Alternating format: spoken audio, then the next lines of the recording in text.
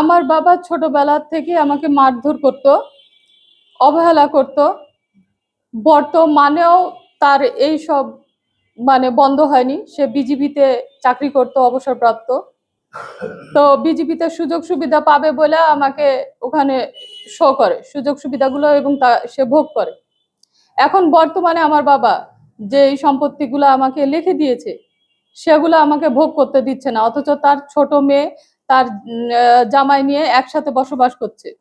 মিথ্যা ওখানে আদালতে বলেছে যে তারা ষড়যন্ত্র করছে, হ্যান করছে, ত্যান করছে, এইসব বলেছে। আমি সব আপনাদেরকে ডিটেলসটা দিয়েছি আদালতের। তো এখন বর্তমানে আমি চাচ্ছি একটু শান্তি, একটু বাঁচতে চাচ্ছি, বাঁচার মতো বাঁচতে চাচ্ছি। 2000 তখন 22 সাল নিয়ে আমি কিছুদিনের জন্য পুরোপুরি বিছনা নিয়ে নিয়েছিলাম, হাঁটতে পারছিলাম না। আমার ছোট মামা ঢাকা থেকে আইসা দেখে যে আমি হাঁটতে পারি না। তখন স্পষ্ট হয়ে যায় যে আমাকে মাইরা ফেলার তারা একটা পুরোপুরি পরিকল্পনা করছে। আমি যদি মারা যায়, যেহেতু 22 সালে আমার আব্বা আমাকে সম্পত্তি লিখে দিয়েছে, আমারও খুব মাথা ব্যথা করছিল।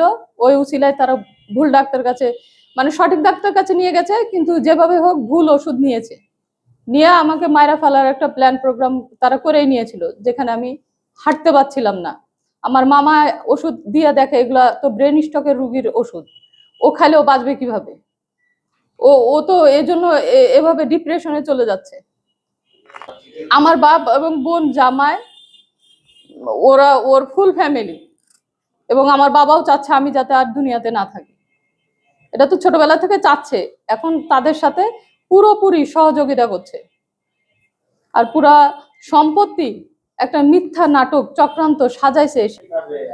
আগে মোটামুটি আমি চলাফেরা করতে পারতাম, একাই চলাফেরা করতে পারতাম, কিন্তু ওই যে শারীরিক নির্যাতন করতে করতে করতে করতে এখন আমার এমন অবস্থা যে আমি হাত ধরা ছাড়া এক পাও ভাইয়া চলতে পারি না, আমার দ্বারা সম্ভব হয় না।